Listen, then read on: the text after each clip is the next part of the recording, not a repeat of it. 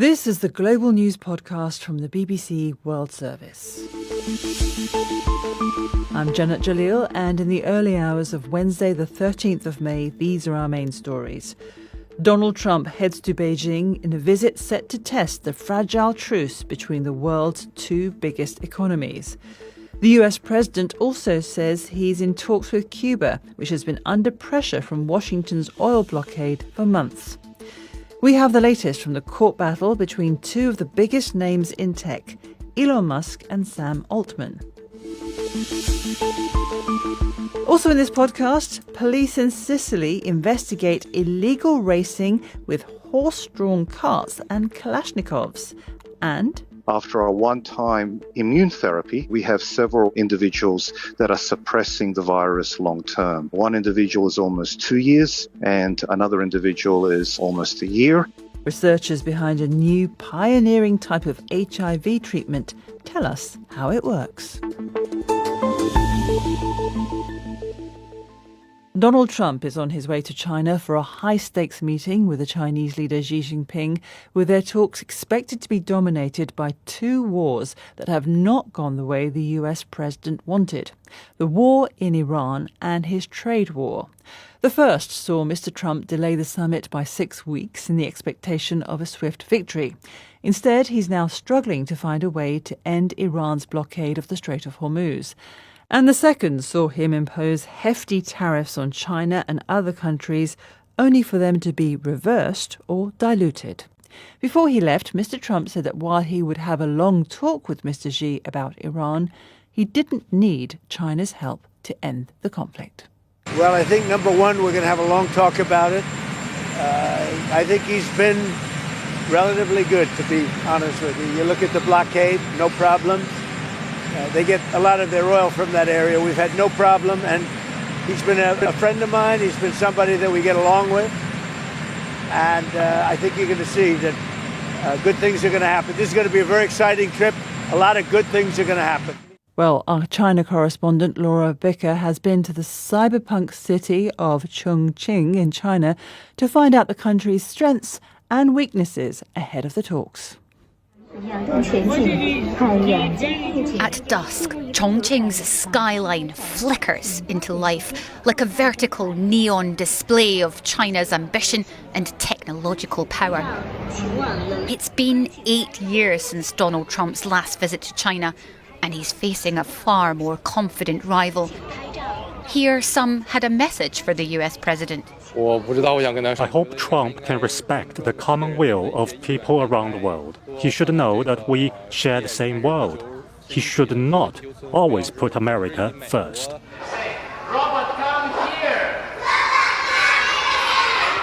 This lesson for 3- and 4-year-olds in Chongqing is part entertainment, part introduction to a future shaped by AI and automation.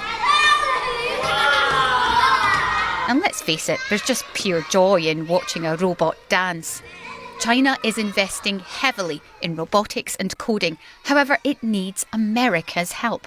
Not just to buy high-end computer chips to help program the robot brain, but Professor Da Wei from Tsinghua University believes that together the two superpowers could help mitigate the risk that AI poses in the wrong hands. The technology is developing very, very fast.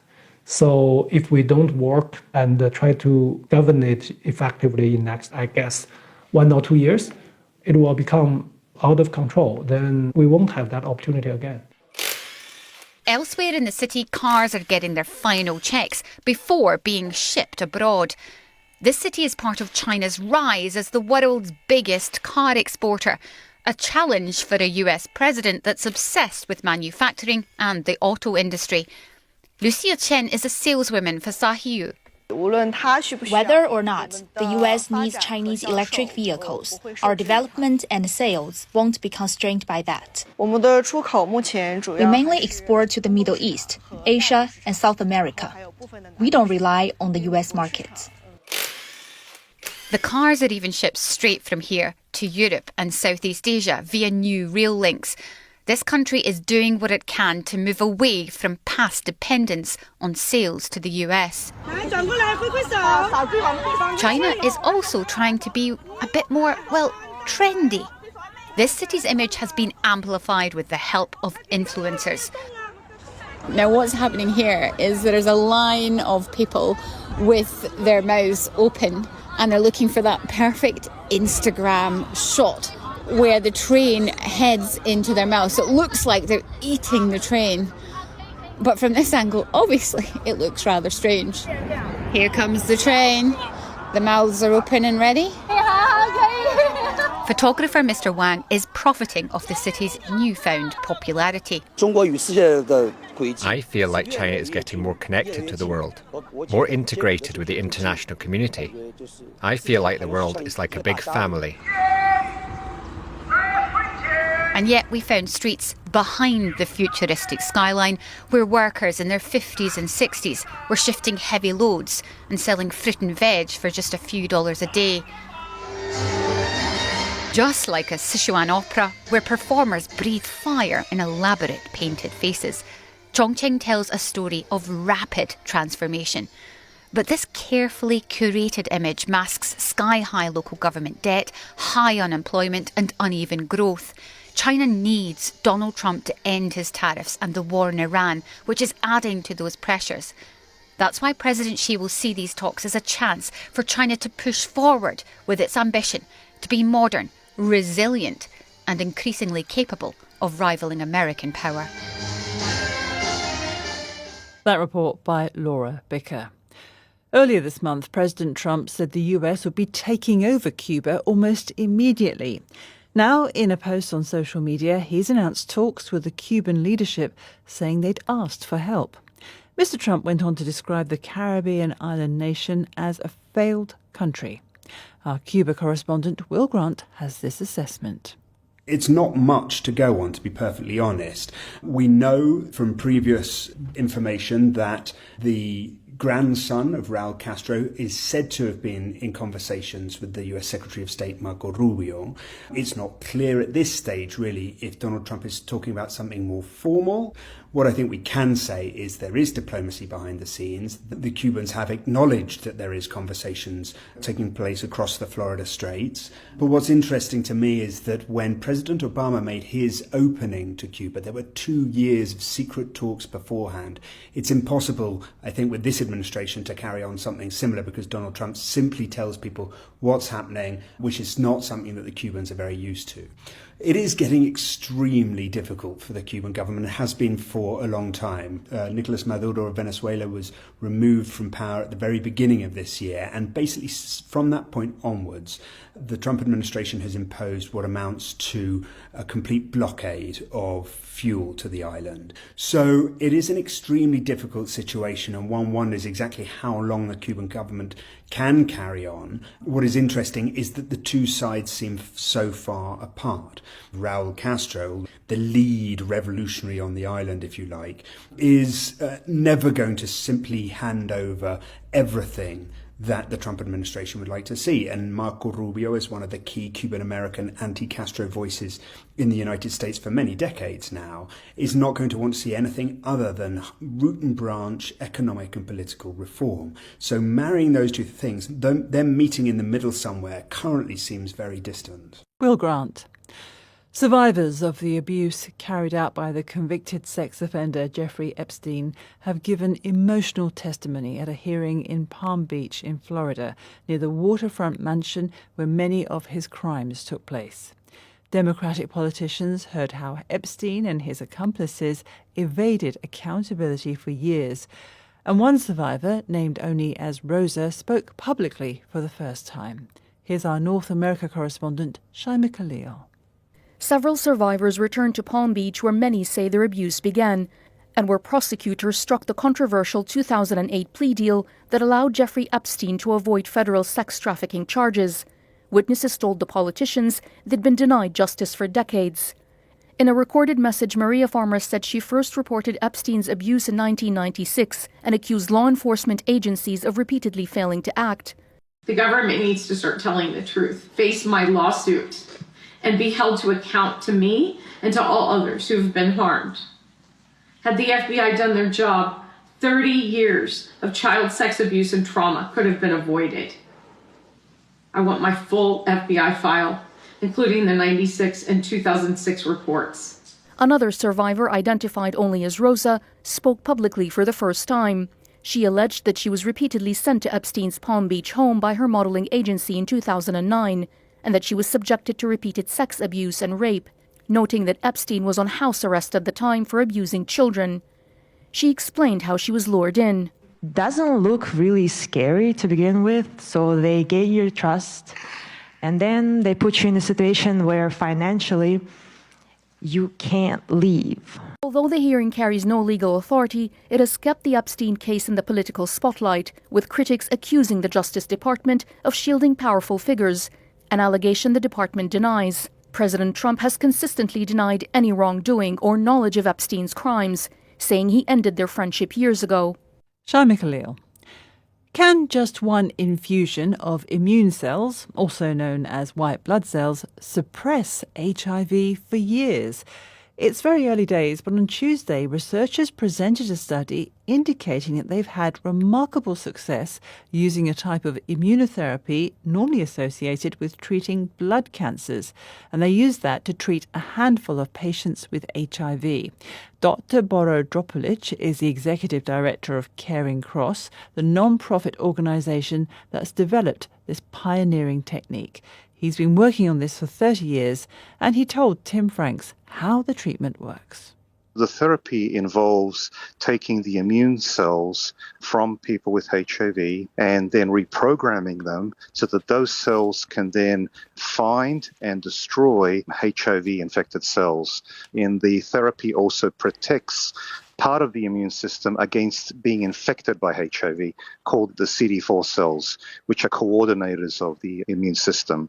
And what this clinical study that has been sponsored by the California Institute of Regenerative Medicine has shown is that we have now several people with HIV that once they've stopped taking drug therapy, which suppresses the virus, and you have to keep on taking the drug therapy to suppress the virus, once they've stopped taking the drugs, after a one-time immune therapy, we have several individuals that are suppressing the virus long term. One individual is almost 2 years, and another individual is almost a year. And we have other individuals that either partially suppressed or have suppressed for months or weeks. Was it particularly effective with a certain small subset of those patients? I mean, for example, those who've only recently been infected with HIV? Yeah, there seems to be a trend. Those individuals that when they got originally infected with HIV, quickly went on to drug therapy, they seem to be responding better than those individuals that when they originally got infected, took years to then come on drug therapy. And the hypothesis is that if you're delaying drug therapy, then you create a larger reservoir of the virus in the body that can become activated over a period of time. It's one of the few viruses that hide in a stealth-like mode, and then once you stop taking drug therapy, the virus comes roaring back. But in our case, we're trying to tackle the virus with the cells themselves. These cells that are reprogrammed, they're around all the time living. And when the virus then becomes activated, our goal ultimately is that these cells that are around and that can stop the virus replicating any further. The cost of CAR T therapy in the US today is $350,000 a dose. We have produced a method to produce these cells, and by tech transferring, we can reduce that cost to a tenth. So instead of being $350,000, $35,000 as starters, and then continue to work on further reducing the costs to further improve access. That's our goal. Dr. Boro Dropulic. Still to come in this podcast. Not since Tel Aviv hosted Eurovision in 2019 have I seen that many Israeli flags in the audience. Israel has qualified. There are a lot of protests over Israel's inclusion. Amid boycotts and controversy, the 70th edition of Eurovision has got underway.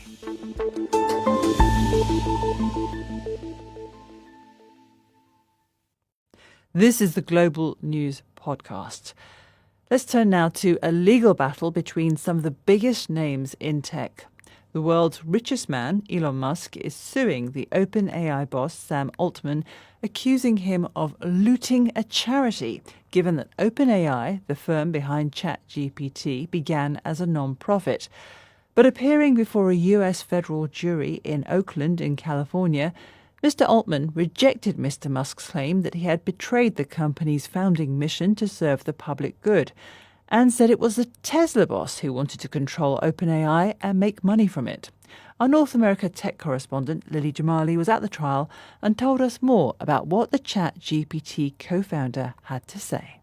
Sam Altman testified for about 2 hours in court today. He began by describing his early relationship with Elon Musk, acknowledging that the multi-billionaire made critical contributions to OpenAI early on, but he also said that Musk wanted it to be a for-profit as well. And what he described today on the stand was, his increasing alarm at what he calls Musk's demands for control. So back when Musk testified a couple weeks ago, he acknowledged he wanted initial control, said that would diminish over time as more investors came in. Tuesday, we heard from Altman that he was unsettled by Elon Musk's reluctance to put that commitment that control would be diminished over time, to put that into writing. He suspected he wanted long-term control. He called into question this hair-raising moment, as he described it, in which OpenAI co-founders asked Musk, well, what happens if you die? To which Musk allegedly responded that control could potentially pass on to his own children, which was a very alarming moment to Altman, and it certainly got a lot of attention in the gallery in the courtroom today. And this is a very different version of events from that being given by Mr. Musk. Yeah, because ultimately this case is about whether Sam Altman breached a commitment to keep OpenAI as a nonprofit. Musk has repeatedly said that he had made such a commitment. And Altman says that no, there was no such commitment made. And that is very much in line with some of the more recent witnesses that we've heard from. So just yesterday, we heard from Microsoft CEO Satya Nadella, who said he was not aware of any such commitments after all the due diligence that Microsoft's lawyer went into as they began a strategic partnership with OpenAI in 2019. Ilya Sutskever, who is a former chief scientist at OpenAI, also a co-founder there, also said he was aware of no such commitment. So in that respect, Musk's case is somewhat falling apart. And Lily, when are we expecting a verdict, and what could it mean for OpenAI and its place in the AI race? This jury could begin deliberations as early as Thursday, perhaps more likely on Monday, but any day now. And we have no idea how long that would take. It could take a few hours. It could take several days. But ultimately, if Musk gets his way and wins this case, what he wants to do is see Sam Altman ousted, and he wants to see these for-profit entities that OpenAI has created in recent years unwound to basically have it revert back to its nonprofit roots. Lily Jamali. A viral video of a mafia-linked illegal horse race in Sicily, escorted by armed scooter riders, has led Italian police to seize the animals and investigate 2 men. The race took place on Friday morning near the city of Catania, and the footage was later shared online by an animal rights activist. Our reporter, Carla Conti, has been looking at what these races are really used for. At first, it could be a snapshot of small-town Sicily, hooves on tarmac, scooters beeping, and people shouting from the roadside. But then come the gunshots.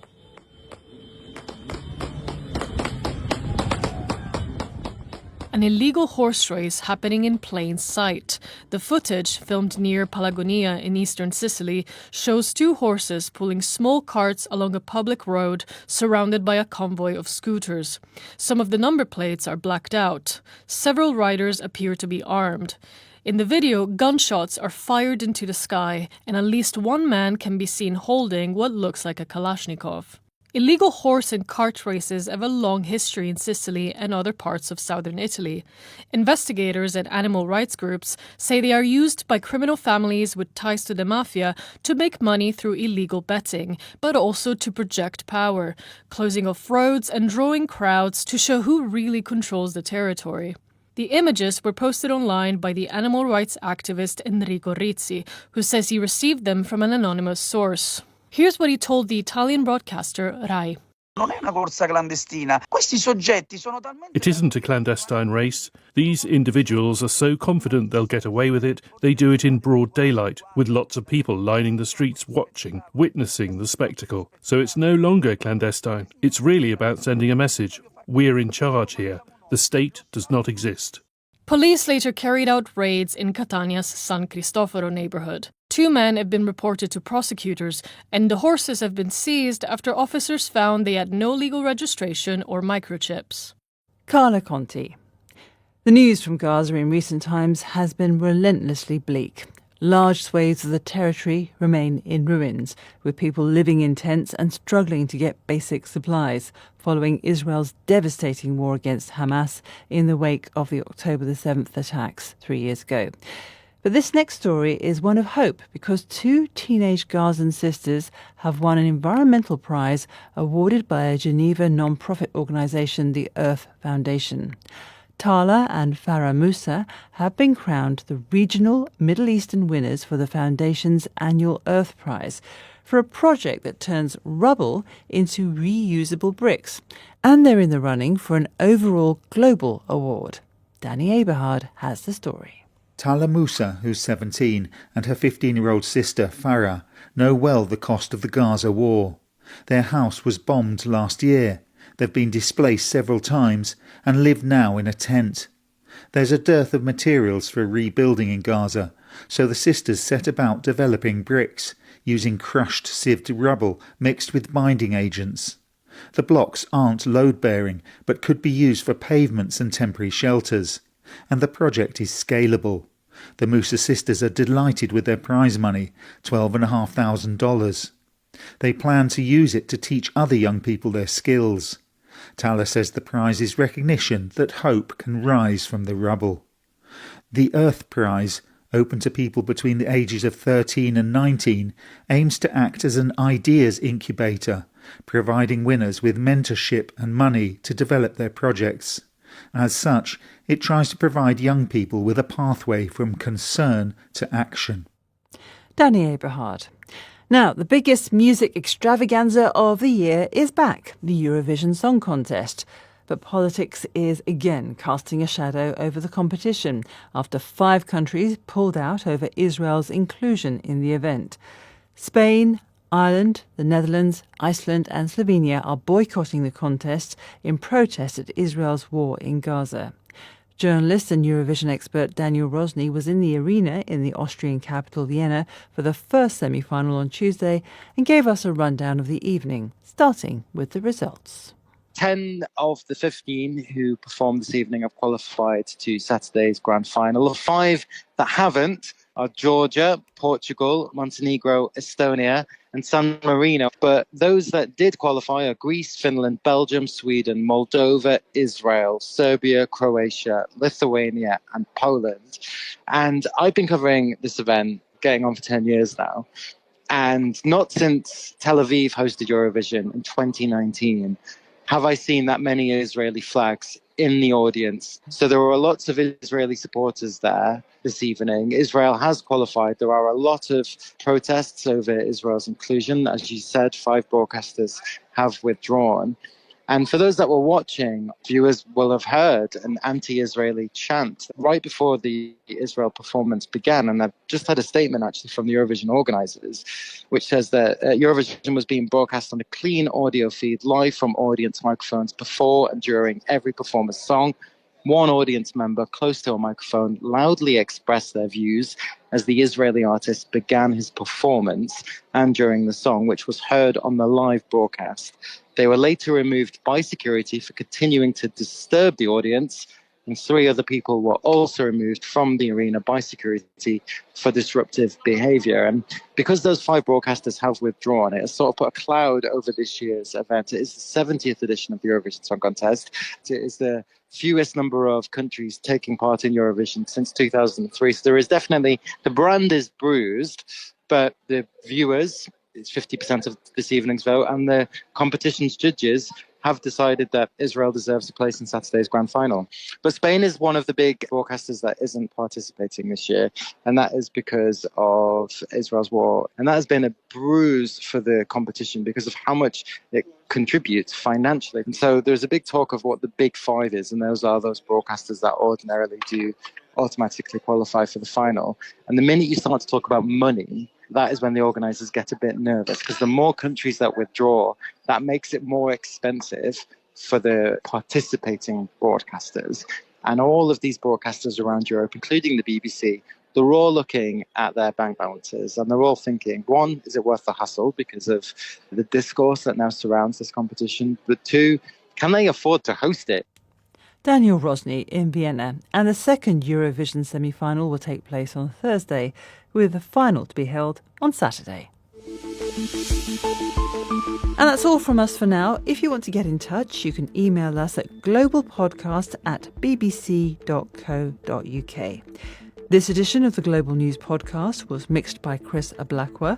The producers were Siobhan Leahy and Stephanie Zachrison. The editor is Karen Martin. I'm Jannat Jalil. Until next time, goodbye.